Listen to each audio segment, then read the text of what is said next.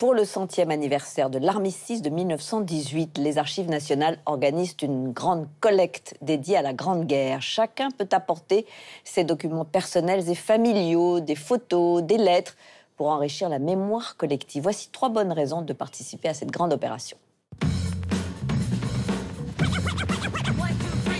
L'odeur est indescriptible. Le soldat Albert Thierry écrit « Personne ne se lave ni ne se peigne. J'ai jamais eu du linge sur le dos aussi longtemps. » La Grande Guerre a coûté la vie à 1,5 million de Français. Et sur le front comme à l'arrière, personne n'a été épargné par ce conflit hors norme. Pour marquer le centenaire de l'armistice de 14-18, le service des archives nous propose de venir déposer photos, lettres ou objets partout en France. Voici 3 bonnes raisons de participer à la grande collecte.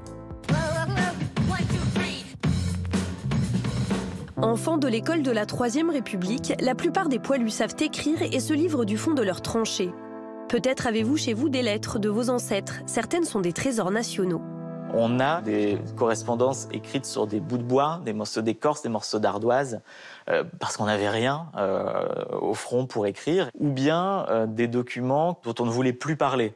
Je pense aux récits de fraternisation au front entre Français et Allemands. Ces malheureux sont comme nous, les Boches. Ils sont comme nous, et le malheur est pareil pour tous.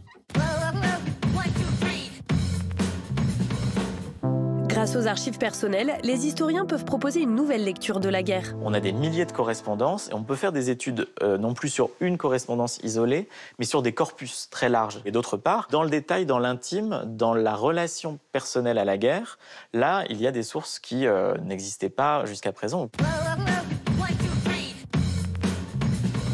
Le dernier poilu est mort en 2008. Plus aucun survivant ne peut témoigner, mais il reste des souvenirs pour aider les plus jeunes à mieux comprendre la guerre. Vous présentez à un écolier le compte-rendu de la préfecture sur la bataille de Verdun. Ça va, à mon avis, moins lui parler que de lui montrer le portefeuille qu'avait sur lui le soldat et que l'on a conservé comme une relique parce qu'il a été transpercé de la balle qui l'a tué.